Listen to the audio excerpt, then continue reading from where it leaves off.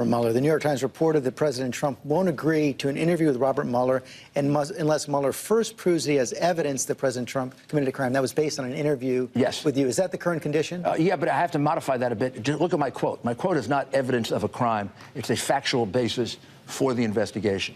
We've been through everything on collusion and obstruction. We can't find an incriminating anything. And we need a basis for this investigation, particularly since we now know it was started by biased people. We have James Comey's testimony. Well, Comey's testimony is hardly worth anything. And nor did he ever... James Comey had never found any evidence of collusion and rules out obstruction by saying the president had a right to fire me. So all the rest of it is just politics. I mean, the reality is Comey, in some ways, ends up being a good witness for us. Unless you assume they're trying to get him into a perjury trap, he tells his version, somebody else has a different version. How is he a good witness for the president if he's saying that the president was asking him, directing him, in his words, to let the Michael Flynn investigation go? He didn't direct him to do that. What he said to him was, can you give him a break? Comey says he took it as direction. Well, that's okay. I mean, taking it that way. I mean, by that time, he had been fired. And he said a lot of other things, some of which have turned out to be untrue. The reality is, as a prosecutor, I was told that many times, can you give the man a break? Either by his lawyers, by his relatives, by friends. You take that into consideration, but that doesn't determine that not going forward with it. Also, the obstruction statute they want to charge him with or write a report about. You know they want to charge him with something? No, I don't know that. But that I think are investigating, although they've never really told us what they're investigating, which is what we want to know. It says you have to actually obstruct. No, there's no obstruction here. If you look at the Lester Holt interview, which NBC unfortunately doesn't play the end of, the president says, when Lester Holt asks him, do you expect this investigation to go on? On tape, the president says, of course I do. In fact, I believe it's going to go on longer now, and I did it for the best interest of the people, of the country. The president knew the investigation was going to go on. It did go on. That's the best fact that we have. Nothing interfered with Mueller getting to the end of this investigation. You've been on the case now for several months, and it seems like every time you come on, you're stretching out the timeline for when a possible encounter with Mueller will happen. First, it was going to be within a couple of weeks. Then it was going to be after the Singapore meeting with the North Korean leader. Have you simply determined that the president is not going to sit down for an interview? We have not. We're close to determining that. But the reason for the extension are the extraordinary things that happened that we didn't expect. It began before I started with the Cohen thing. It took a while to unravel all that. Then the Horowitz report is devastating. I mean, it's 500+ pages. There are more things in that you have to review than you can imagine. And it casts a taint over the entire investigation. It was started, Mueller hired originally as his chief investigator, a man that has some kind of vicious bias against Donald Trump. Out of all the FBI agents, how you could select that guy is beyond... Well, as soon as he found out about the text, he fired him. Yeah, but other people had to find it out. He didn't find it out. He didn't vet him properly. Nor has he vetted the people he has with him right now. He's got very, very severe partisans working on an investigation that should be done by people who are politically neutral. This has been part of a case that you and the president have been making for some time now. I was struck by an op-ed in the Washington Post this weekend by Bill Frist, the former Senate Republican leader. He's saying basically that the White House should stop attacking Robert Mueller, should simply cooperate. He says, it isn't easy to tell a president of your own party that he is wrong, but the assault on Mueller's investigation does not help the president or his party. When Trump talks about firing the special counsel or his power to pardon himself, he makes it seem as though he has something to hide. The president must remember that only Mueller's exoneration can lift the cloud hanging over the White House. Well, Bill's a good guy, but he's not a lawyer, I don't think, nor has he ever defended someone who's being wrongfully accused. The reality is that there are biases that have to be explored surrounding Mueller. How you could end up hiring a group of people that are as prejudiced and biased as this group, in their record at least, is extraordinary. And then how you can expect us to just walk up our client like a lamb going to the slaughter.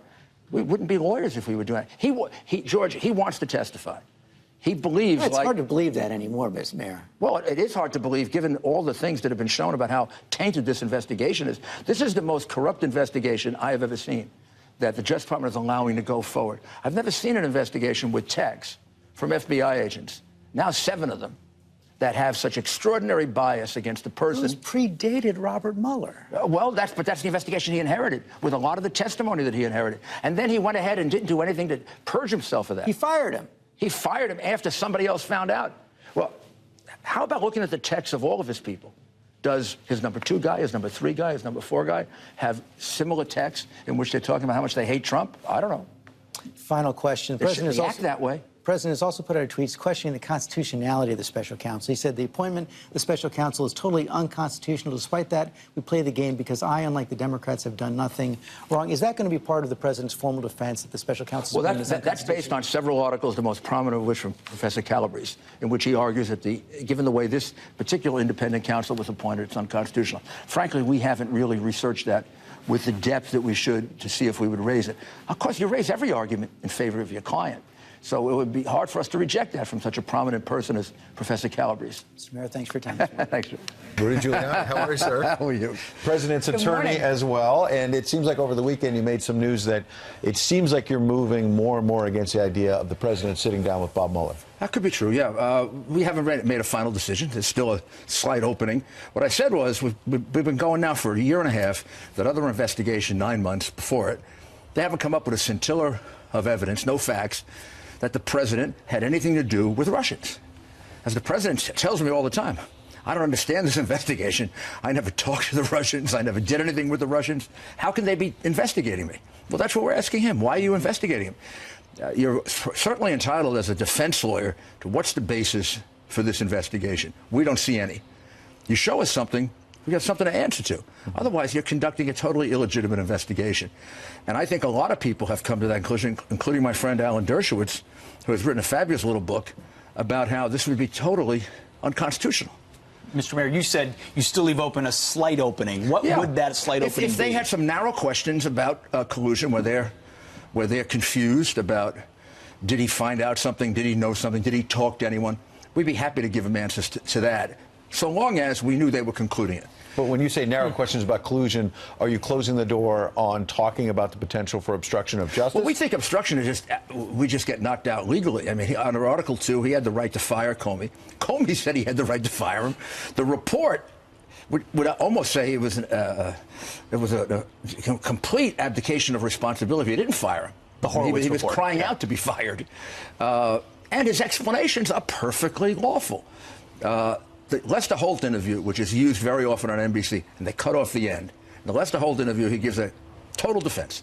He says, this is one day after, I did it because it was good for the country, even though I knew it would extend the investigation. And hasn't it extended the investigation? Yes, it has. How can you say obstruction? Trey Gowdy was like, when is this investigation going to be over? If there's no evidence of collusion, then why are we still talking about this? He said, for the good of the people, for the good of this country, we need to end this investigation. Is that going to happen anytime soon? What's Well, the this is a timeline? hard thing to conclude if you're a prosecutor and if you have the biases and prejudices this group of 13 angry Democrats have. I mean, 36,000 to Hillary crying at her lost party. I mean, you shouldn't be a prosecutor if you cry at a political party, I don't think. But in any event, they have to just come to grips with the fact they are investigating an innocent man. And you can do that forever because you're never going to find any evidence. Yeah. So somebody's got to put an end to this. I hope they do. Mueller, I see Mueller as a guy surrounded by people he shouldn't have picked. I mean, if the president was making picks for the Supreme Court like he made for his assistants, everyone a partisan, not just Democrat, but a partisan over-the-top Hillary Democrat. If they should ever do anything with him, I want to see all their texts. I want to see if they're texting the same thing, and I'm willing to bet a dinner that they are. You got 2 or 3 of them that are texting horrible things about Trump.